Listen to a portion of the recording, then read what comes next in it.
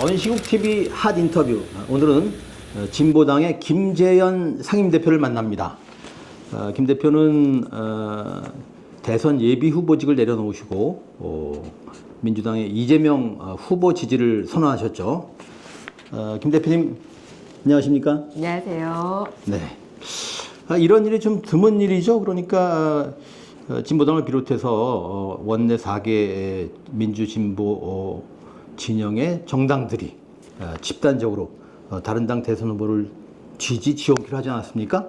한 번도 없었던 일이죠. 네. 어떤 의무부여를 하실 수 있습니까?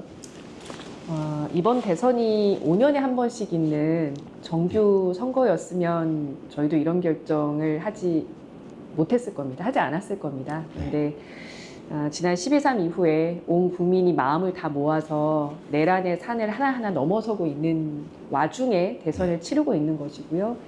어렵사리 4월 4일 날 내란 속의 파면이 이루어졌지만 지금 곳곳에서 목도되다시피 윤석열 한 사람을 구속시키는 것도 쉽지 않은 상황이고 최근에 사법 쿠데타 사례에서 보여지듯이 수많은 난관들이 우리 앞에 펼쳐질 것이라고 예상이 됩니다. 네. 그래서 다른 무엇보다도 이 내란 상황을 빠르게 종식시키고 내란 세력이라고 일컬어지는 지난 100년 이상 친일과 독재와 극우의 DNA를 가지고 대한민국에서 수많은 권력들을 움켜쥐고 있었던 그 세력을 청산하는 과제까지를 단숨에 해내기 위해서는 이번 대통령 선거를 민주 시민들의 압도적 승리로 만들어야 된다는 생각이 굉장히 컸고요. 네. 그것이 저희가 지난 몇 달 동안 광장에서 확인했던 민심이라고 생각했습니다. 이 민심에 잘 부응하기 위해서 어떤 정치적 판단을 내릴 것인가 진보당에서도 그리고 후보로 뛰고 있었던 저도 참 고민이 많았었고 당원들과 수개월 동안 많은 논의를 거친 끝에 이번 5월 12일 날 시작됐죠. 본선 때부터 광장의 힘으로 대선 후보를 당선시킬 수 있는 광장 연합 정치를 시도해 봐야겠다라는 생각으로 이재명 후보를 광장 대선 후보로 추대를 하면서 저는 예비 후보로서의 활동을 접게 됐습니다. 네. 그러게요. 그 내란은 진압되지 않았다고 봅니다. 내란의 종식을 위해서 민주 진보 진영이 지금 해야 될 일이 뭐라고 생각하십니까? 일단은 제가 앞서도 말씀드렸다시피 선거를 예전과 같은 관성으로 바라보면 안 된다고 생각합니다. 정치공학적 시선이라든지 여론조사 결과 같은 것들만 놓고 이번 선거를 바라볼 것이 아니라 지난 4개월 동안 광장에서 그 찬바람을 맞으면서 싸웠던 그 연장선상에서 여전히 항쟁을 치르고 있다라는 생각으로 이번 선거를 다 같이 좀 바라봐야 되지 않는가 생각을 하고 있고요. 그렇다면 그 항쟁에는 민주주의를 지켜야 한다고 생각하는 수많은 국민들과 어떻게든 자신들의 이 요만한 권력을 놓지 않으려고 하는 극소수의 내란 세력이 대치하고 있는 것이라고 생각하거든요. 물론 정치 구도에서는 그것이 아주 뚜렷하게 드러나지 않고 기존의 민주당 대 국민의힘 지지율 같은 것들이 여전히 반영되어 있지만 사실 걷어내고 보면 민주주의를 바라는 압도적 다수와 그것을 무너뜨리려고 하는 소수의 싸움인데 이 본질을 잘 드러내는 선거를 치러야 된다고 생각하고 6월 3일 날까지 긴장의 끈을 놓지 말고 이 내란을 진압하는 항쟁에 온 국민들이 마음을 모아주실 것을 호소드리는 입장입니다. 네. 내친 김에 그러면 이런 질문을 드려보겠습니다. 지금 말씀하신 대로 지분을 따지면 훨씬 내란 반대, 내란이 진화된다고 생각하는 사람들이 많습니다만은 현실은 또 아직은 그렇지 않지 않습니까? 그래서 여쭤보는데 내란에 부역한 권력기관들을 민주적으로 개혁하는 문제, 이건 어떻게 풀어야 합니까? 사실 많은 분들께서 이 내란의 진압이 내란 세력의 청산이 언제까지인지에 대한 질문을 하십니다. 4월 4일 날 끝난 거 아닌가? 이렇게 생각하시는 분들도 계시고 윤석열만 감옥에 보내면 되는 거 아닌가 이렇게 생각하시는 분들도 계시는데 최근에 일어났던 일만 놓고 봐도 조희대 대법원이 예. 저지른 사법 쿠데타를 놓고 봤을 때 굉장히 큰 충격들을 많이 받으셨죠. 네. 그리고 그 이후에 또 국민의힘에서 자당에서 뽑은 후보를 새벽에 그냥 갈아치워버리는 정치 쿠데타를 벌이기도 했지 않습니까? 저들의 저 쿠데타 본성이 어디서 어떻게 튀어나올지 모른다 때문에 우리가 이미 목도했던 바대로 12.3 내란의 밤에도 이것이 뭐 군대부터 검찰, 뭐 언론, 뭐 심지어 종교에 이르기까지 곳곳에 흩어져 있는 이 내란 세력의 잔뿌리까지 다 솎아내기 위해서는 상당한 시간이 걸릴 것이고 그것은 차기 정권이 정권 임기 시작 초부터 주요 권력기관, 특히 내란 부역기관들에 대한 강도 높은 개혁 조치를 취하면서 영역을 가리지 않고 국민적 염원을 모아서 개혁을 이뤄야 된다고 생각하고요. 여기서 한 걸음 더 나아가서 결국은 이들이 정치적으로 모여있는 토대가 되는 집단이 국민의힘이지 않습니까? 네. 이 국민의힘에 대한 철저한 국민적 심판과 나아가서 해체 없이는 언제든 또다시 이렇게 내란 세력이 자라날 수 있는 토양을 남겨두는 것이라고 생각하거든요. 2017년에 국민의힘이 다시 이렇게 회생할 것이라고 누가 생각을 했습니까? 그래서 저는 이번 선거 그리고 다음 지방선거 때까지 우리 주권자의 심판으로 국민의힘이 해체되는 수준까지 가야 내란 청산이 이루어지는 것이다 생각합니다. 네. 아까 뭐 잔뿌리 얘기하셨습니다만 풀뿌리 민주주의를 해야 하듯이 내란 세력도 잔뿌리까지 다 걷어내야 되는 거군요. 맞습니다. 네. 광장 대선 연합 정치 시민연대 재정당 연석회의가 여러 가지 정책 과제, 11가지입니까? 선정을 했는데 여기 참여한 진보당 입장에서는 특히 어떤 과제에 좀 방점을 찍으시나요? 좀 설명을 드리면 저희가 5월 9일 날 일주일밖에 안 됐습니다만 광장대선 연합정치 시민연대라는 이름으로 이 광장에서 함께 고생하셨던 여러 시민사회 원로 인사분들까지 포함해서 연합정치를 만들고자 하시는 분들이 모인 단체와 야 5당의 대표들이 같이 모여서 선언문을, 공동 선언문을 하나 발표를 합니다. A4 3장짜리 선언문이고요. 그 내용의 첫 번째 항목이 광장 대선 후보로 이재명 후보를 지지한다라는 내용이 들어있고요. 그 다음 항목이 내란을 종식시키기 위해서 어떤 일을 해야 될 것인가. 그리고 이제 쭉 여러 가지 이제 항목들이 나오는데 이를테면 정치개혁 과제로 결선투표제라든지 교섭단체 기준 완화 같은 부분도 있고 빠른 되도록 빠르게 국민 참여형 개헌을 추진한다라는 내용도 있고 여러 내용들이 있는데 마지막에 차기 정권에서 사회대개혁위원회를 만들어서 거버넌스로 만들어서 거기에서 11가지 영역의 개혁 과제들을 논의한다라고 하면서 여러 개혁의 이제 항목들을 적시를 했습니다. 뭐 모두 다 중요한 내용이고요. 뭐 하나 이제 앞서거니 뒤서거니 하기 어렵다 생각이 들 정도로 대부분 다 광장의 목소리를 담은 거라고 이렇게 봐주시면 될 것 같고, 진보당은 그 과제들 중에서 일단 지난 윤석열 정권의 거부권에 막혀서 통과되지 못했던 민생 법안들을 초고속으로 통과시키는 것이 가장 급선무라고 생각하고요. 구조적 문제 해결을 위한 11가지 과제들에 대해서는 충분한 시간을 가지고 이 최대한 광장 시민들이 만족하실 수 있는 방향으로 이 진보 정당들이 또 그동안 요구했었던 그런 정책과 내용들도 담을 수 있어야 된다고 생각합니다. 이를테면 광장에 굉장히 많은 청년 여성들이 나오지 않았습니까? 예. 그렇다면 성평등에 대한 내용도 그 안에서 토론될 수 있어야 된다고 생각하고요. 민주노총을 포함한 많은 노동자들도 나왔는데 이 지금의 노동관계법에서 권리를 담고 있지 못하는 노동자들에 대한 진일 보완, 제도적 개선도 필요하다고 생각합니다. 그런 영역들이 지난 광장을 주도했었던 1,700여 개 시민사회가 함께 했었던 비상행동에서는 118개 과제로 얘기를 했었던 거라서 몇 가지를 꼽기 참 어렵다고 봅니다. 네. 제2요구권, 이른바 거부권 행사 얘기하셨는데, 그 중에 특히 이 반드시 신속하게 통과를 시켜야 한다 생각하시는 건 어떤 법들입니까?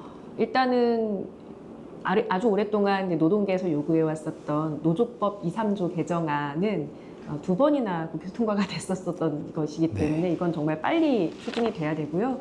왜냐하면 이 노조법으로 인해서 분명히 일을 하는 노동자인데 자신의 노동자성조차도 법적으로 인정받지 못하는 사각지대 노동자들이 300만 명이 넘습니다. 그래서 이런 노동자들을 위한 법이야말로 민생법이라고 생각을 하고요.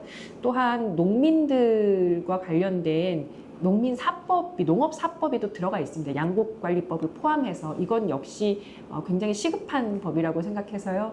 주로는 이런 그 노동자, 농민과 관련된 법들은 아주 빨리 통과돼야 된다는 생각입니다.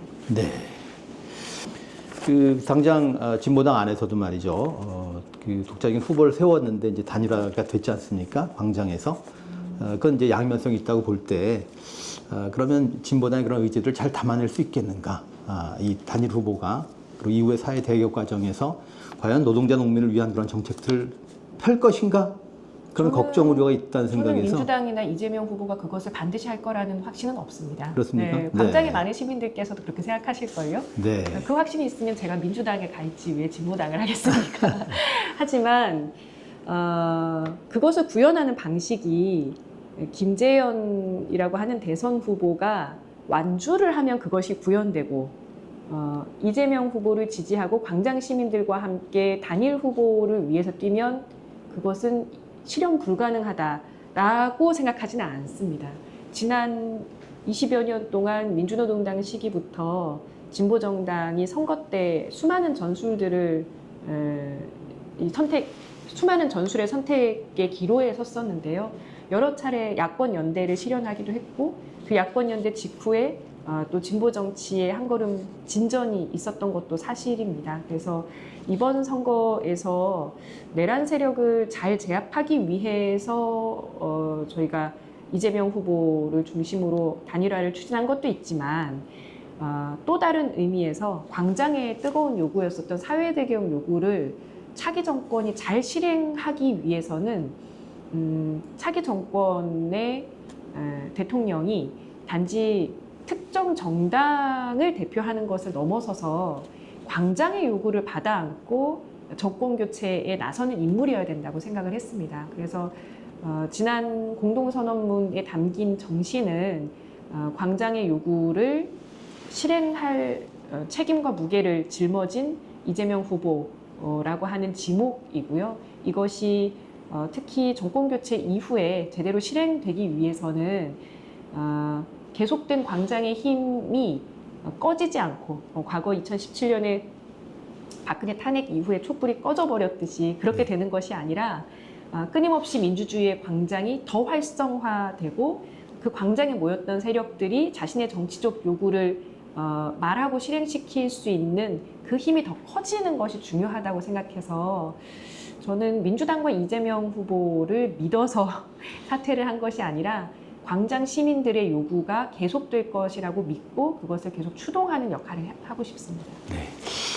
그러게요. 그 촛불이 꺼진 줄 알았는데 응원봉으로 부활했습니다. 어쨌든 지금 시점에서 이후에 그 사회 대격은 차치하더라도 지금 시점에서 민주당과 이재명 후보에 대한 아쉬움 이런 것도 있을 듯 싶은데요.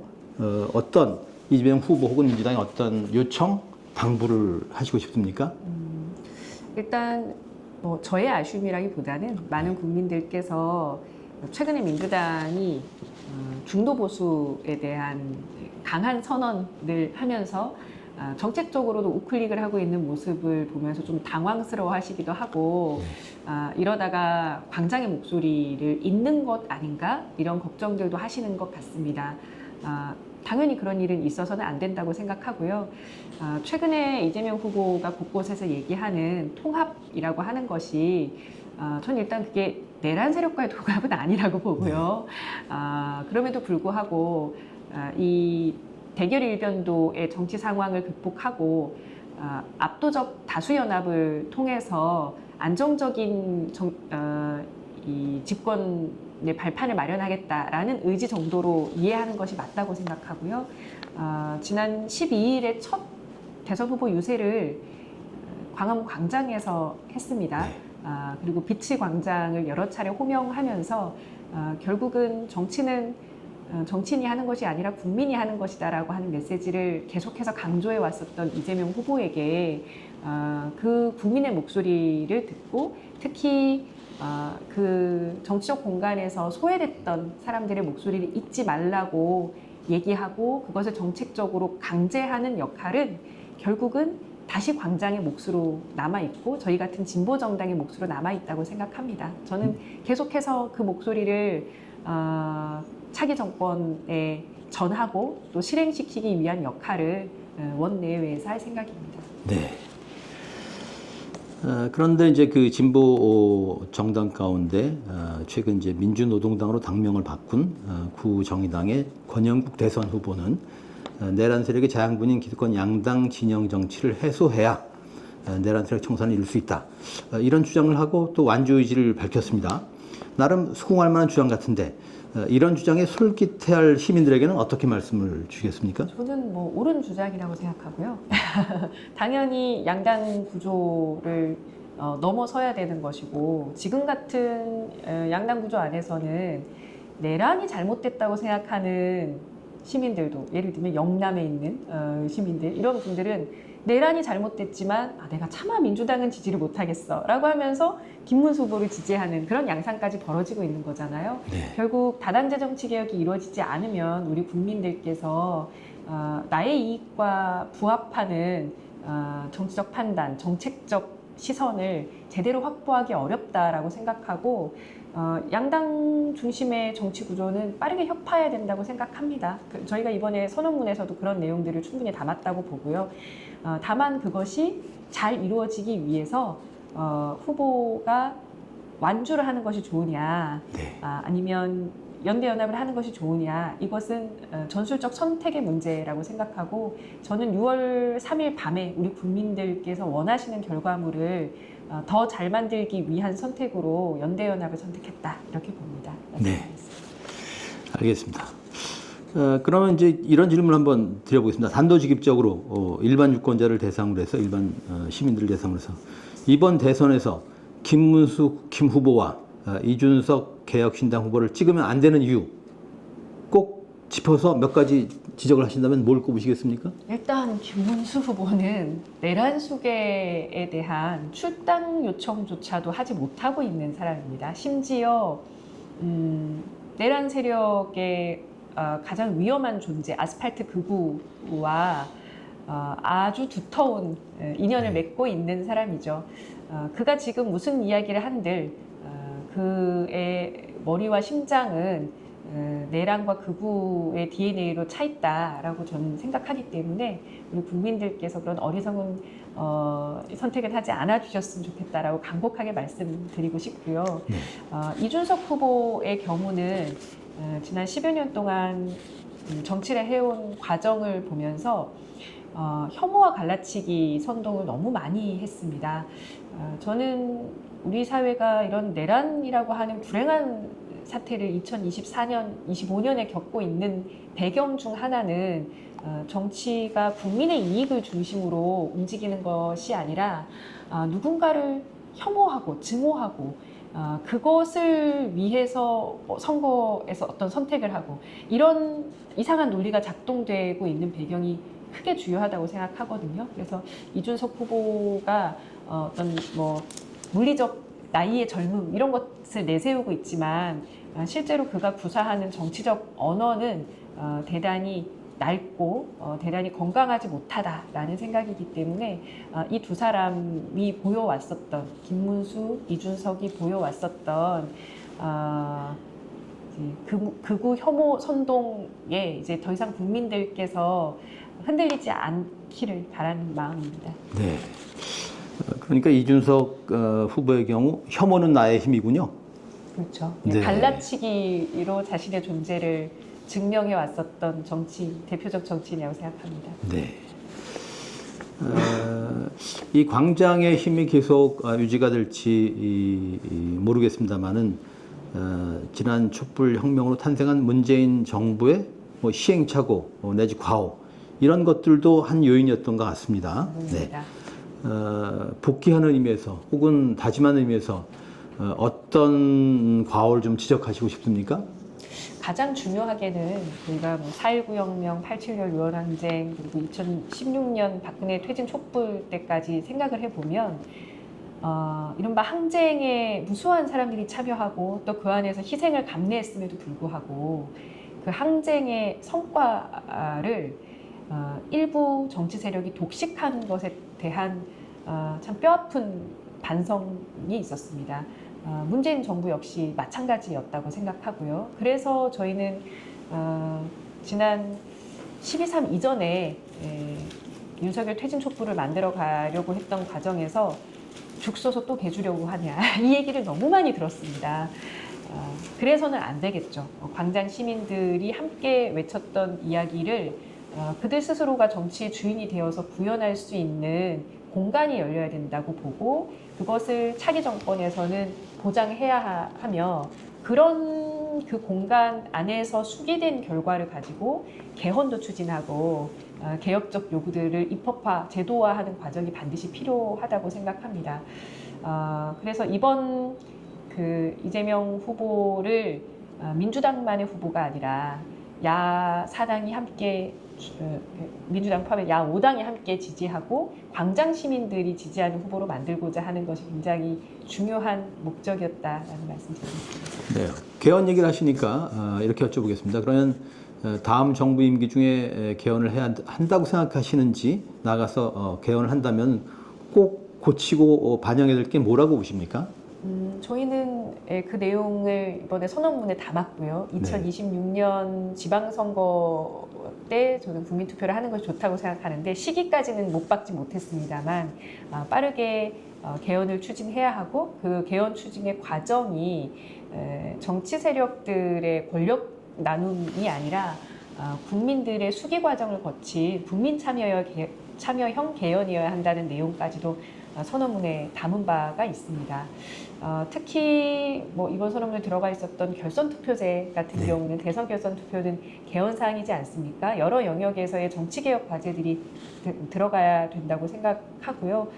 이미 지난 2018년에 문재인 개헌안으로 대통령 개헌안으로 마련됐었던 내용에도 상당히 좋은 부분들이 있습니다. 다만 그것이 내용의 미비라기보다는 지금 시기 개헌이 왜 필요하고 그런 개헌이 우리 삶을 어떻게 변화시킬지에 대한 국민들의 이해를 충분히 구하고 그것을 국민적 요구로 담아내는 과정이 대단히 부족했었다는 생각이 강합니다. 이번에 이재명 후보는 국민주권 정부를 표방한다라는 얘기를 어제 했던데요. 지금 우리가 헌법 제1조에 주권이 국민에게 있다고는 밝히고 있으나 그것을 제도적으로 담는 내용들이 거의 없습니다. 뭐 국민 투표라든지 뭐 국민 발안이라든지 국민 소환이라든지 이런 것들이 제대로 담겨 있지 않지 않습니까? 그래서 차기 정부에서 이런 민주주의와 국민 주권주의를 강화하는 내용들은 영순위로 들어가야 하지 않을까 생각합니다. 네.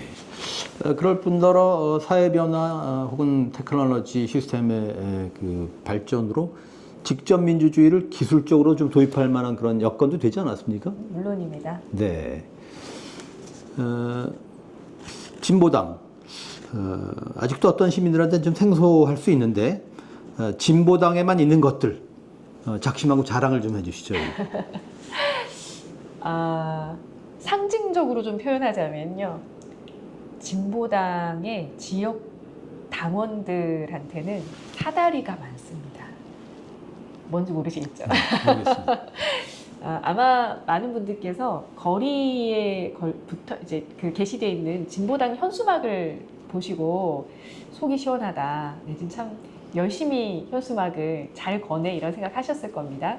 저희가 특히 국민의힘이 말도 안 되는 현수막을 걸어 놓으면 그 바로 밑에다가 댓글처럼 현수막을 바로바로 달거든요. 그것이 이제 SNS 같은 데도 굉장히 많이 회자가 되곤 하는데 지난 몇 년 동안 그런 현수막 정치가 가능할 수 있었던 배경이 진보당의 현수막은 다 진보당 당원들이 직접 사다리를 타고 올라가서 거는 겁니다. 네. 저희가 돈이 많지 않기 때문에 업체에 맡겨서 한꺼번에 현수막, 지역 현수막 수십 장을 교체하고 이렇게 하는 게 아니에요. 굳이 이 말씀을 드리는 이유는 그동안 우리 국민들께서 정치를 소비해 오셨던 경로는 주로 뭐 뉴스, 뭐 신문 이런 언론을 통해서였는데 저희 같은 진보 정당은 국민과 소통할 수 있는 방식이 그렇게 경로가 많이 열려 있지 않습니다. 그래서 열심히 사다리를 타고 올라가서 저희가 생각하는 정책이나 정견들을 현수막으로 드러내기도 하고요. 또 평소에 저희 진보의 당원들이 거리 청소를 정말 열심히 하거든요. 그래서 골목골목을 돌아다니면서 청소 봉사라든지 다양한 영역에서의 봉사를 하면서 주민들과 직접 소통을 굉장히 많이 합니다. 그러면서 진보당의 강점을 풀뿌리 정치활동이다 이런 말씀들도 많이 해주시는데 지금까지는 그것이 언론 환경이 상당히 취약한 진보당의 약점을 극복하는 방식이었다면 앞으로는 그렇게 때로는 현수막을 때로는 청소 집게를 들고 골목을 누비는 진보당의 낮은 자세와 풀뿌리 정치 활동이 다른 큰 정당들, 많은 정치 세력들이 함께 나눌 수 있는 새로운 정치 활동 방식으로 소통되기를, 많이 활용되기를 바라고 있습니다. 네. 처음에 사다리 얘기하셨을 때는 저는 장하준 교수의 사다리 걷어차기 같은 그런 연상이 됐는데 네. 이게 낙하산하고 반대 방향의 같은 상향식 뭐 이런 아이디어군요. 제가 상징적으로 말씀드린 게 아니라 네. 실제로 사다리를 타고 현수막을 건다는 그러게요. 말씀입니다. 예. 그 인상적인 현수막 문구 하나 소개해 주시죠. 예를 들면 국민의힘이 죄 지으면 벌 받아야 됩니다. 라는 현수막을 겁니다. 네. 이재명 대표 사법적 공격을 하면 그러면 이제 저희는 그 밑에다가 김건희는 죄 지었는데 벌 안 받던데요? 이렇게 다는 겁니다. 그런 것들 재밌다고 하시더라고요. 네. 알겠습니다. 김건희 얘기까지 나왔습니다만 사실 돌이켜보면 말이죠. 윤석열 정부 정말 무엇 하나 제대로 한 게 없는 것 같습니다. 제일 제대로 한 것은 12.3 계엄으로 국민들이 이렇게 단결시켜준 것이죠. 네, 역설적인 기여군요. 네. 윤석열 정부의 그 정책 내지는 과오 중에서 특히 문제적인 것 한두 가지만 꼽아주신다면 뭘 꼽으시겠습니까? 너무 많아서 그건 너무 어려운 일인데 일단 저는 정당의 대표이니까요. 거부권을 이렇게 남발하는 것은 정말 잘못된 행태인데 그것을 너무 일상적으로 하다 보니까 그 대행인 한덕수도 그 대행인 최상목도 네. 그걸 뭐 너무 당연하게 거부권을 계속 남발을 하는 겁니다. 이렇게 입법부의 권한을 마비시키는 일은 함부로 해서는 안 되는 일입니다만 마치 국회를 적으로 대하면서 지난 3년 동안 수많은 퇴행을 반복하고 국회가 민생을 위한 일을 하지 못하게 했던 것은 정말 용납할 수 없는 일이라고 생각하고요. 하나를 더 꼽자면 뭐 더 진상이 구체적으로 밝혀져야 되긴 합니다만 평양 무인기라든지 그 풍선을 날리는 일들을 그냥 용인한다든지 하면서 사실상 전쟁을 유도하는 행위를 하면서 자신들의 권력 유지를 위해서 평화를 무너뜨리는 시도를 아무렇지도 않게 해왔다. 이것은 정말 용납할 수 없는 일이라고 봅니다. 그러게요.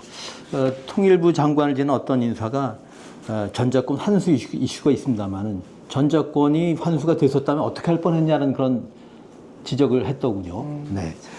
흔히 뭐 안보는 보수가 강하다 했는데 안보에 강하긴커녕 안보를 위협했던 거 아닙니까? 역대 보수 정권들도 그러했죠.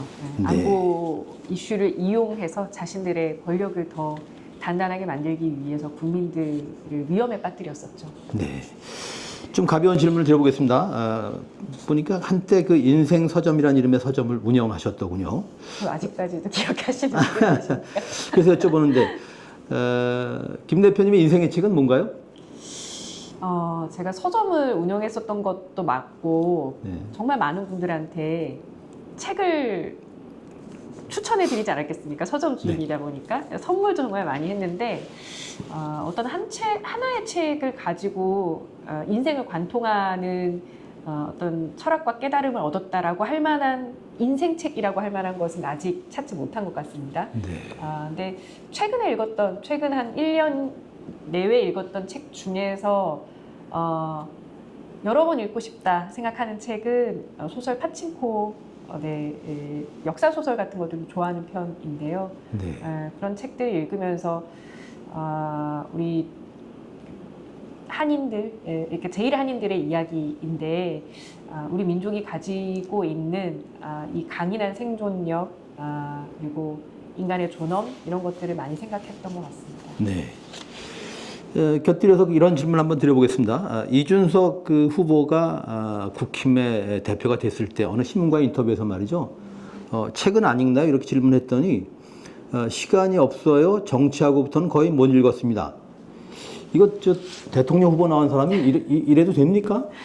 정치를 10년 넘게 하신 분이 그렇게 얘기를 하시면 10년 동안 책을 안 읽었다는 건데 그 말도 안 되는 일이라고 생각하고요.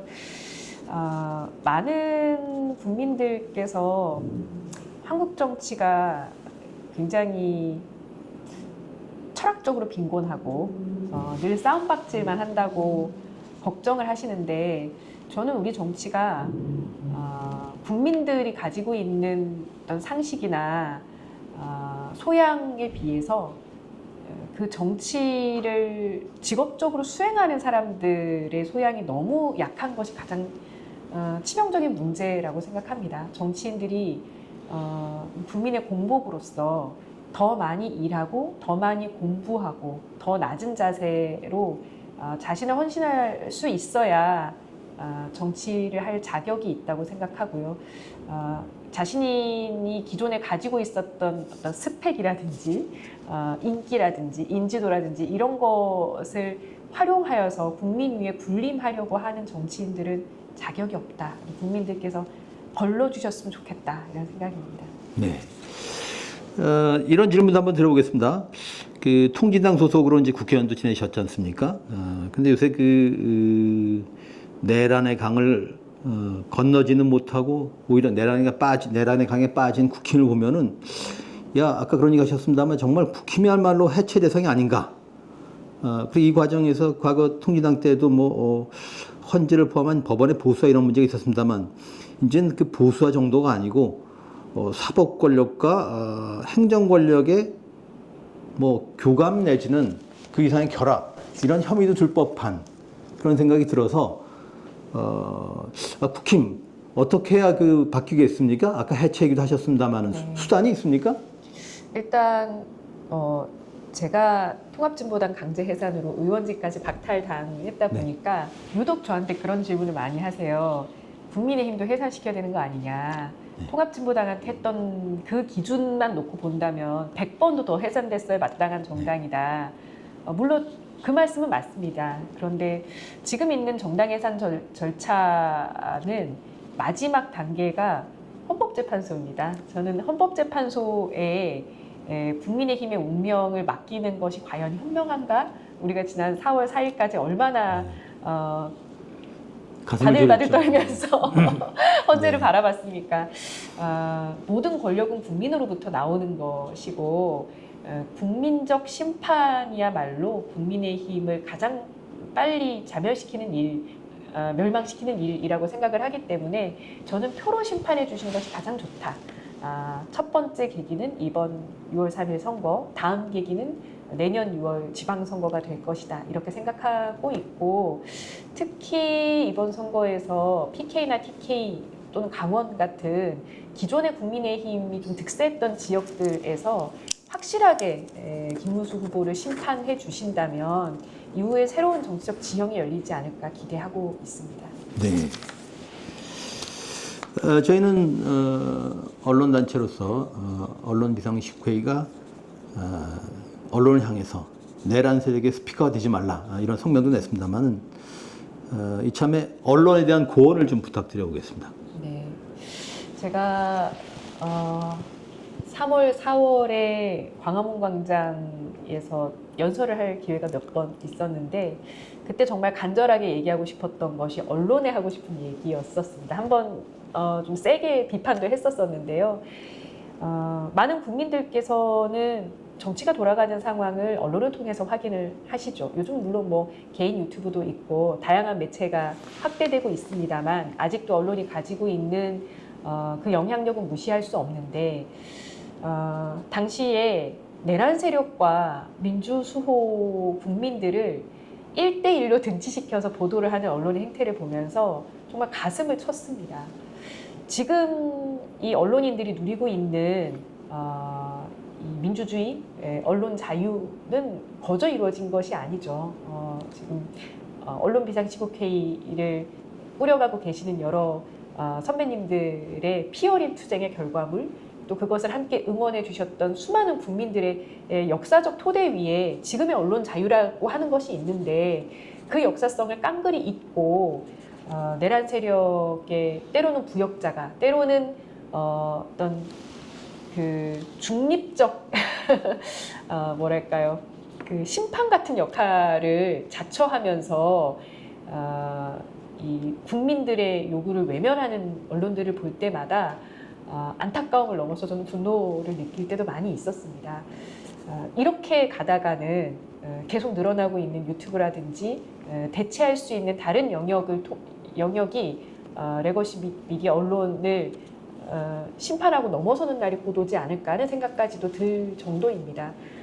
이제 다음 정권에서는 더 이상 이진숙 같은 사람을 마주하지 않아도 되는 다음 정권에서는 언론이 민주주의를 수호하는 최전선에서 역할해 주기를 바라고 지난 윤석열 정권 안에서 너무 고되게 투쟁하고 또 힘들게 일하셨던 언론인들에게 명예가 회복될 수 있는 날도 빠르게 기대하고 있습니다. 네. 이런 질문 드려보겠습니다. 정치인 김재현, 정치 왜 하시고 정치를 통해 이루려는 꿈이 뭡니까? 저는 민주노동당 때부터 입당을 하고 후보 출마를, 총선 출마를 해서 20여 년 동안 정치활동하고 있는데요. 그때나 지금이나 저는 제가 분명하게 대변해야 할 사람들의 얼굴을 떠올립니다. 모든 국민을 위한 정치, 저는 적어도 진보정당에게는 그 수식어는 맞지 않다고 생각합니다. 국민들 중에서도 가장 소외된 사람들, 노동자, 농민, 여성, 청년, 가장 소외된 사람들의 목소리에 귀 기울이지 않는 한국 정치 현실을 넘어서고자 하는 것이 진보정당의 사명이고요.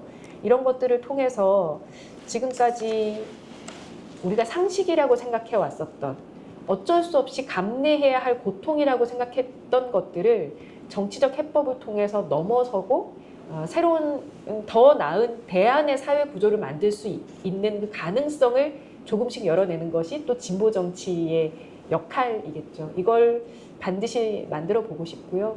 많은 국민들께서 지금보다 현실이 좀 더 좋아졌으면 좋겠다 생각을 하시는데 그건 차기 정권이 해야 될 일이라고 생각을 하고, 그게 아니라 이 현실을 완전히 뛰어넘는, 우리가 꿈꾸는 새로운 사회를 만드는 것은 진보당과 같은 진보 정치에 맡겨주십사 부탁드리고 싶습니다. 예. 자, 이제 마지막 질문입니다. 조기 대선 사전 투표를 기준으로 하면 2주 남았더군요. 깨어있는 시민들에게 무슨 당부를 하시겠습니까? 지금 이제 선거운동 시작하고 나서 여론조사 결과도 나오고 있고, 많은 분들께서 뭐 정권 교체 곧 되겠네 이렇게 생각하실 수도 있을 것 같습니다. 그런데 저는 지난 5달 동안 저희가 설마 이런 일이 나오겠어? 설마 그런 일이 생기겠어? 했던 일들을 너무 많이 목격했어요. 윤석열의 탈옥이라든지 뭐, 조희대 대법관의 사법 쿠데타라든지 이런 상황들을 꾸준히 접하면서 끝까지 긴장을 놓으면 안 된다. 아직은 내란 중이다라는 것을 잊지 말았으면 좋겠고요. 이 내란을 종식시키고 광장에서의 요구가 현실화되기까지는 더 큰 힘이 필요하다라는 호소, 그것을 이번 선거에서 압도적 정권 교체로 만들어 주십사 하는 부탁드리겠습니다. 네, 고맙습니다. 언시국 TV 핫 인터뷰. 오늘은 4개 정당과 함께 민주당과 후보 단일화를 이룬 진보당의 김재현 상임대표를 만났습니다. 고맙습니다. 고맙습니다.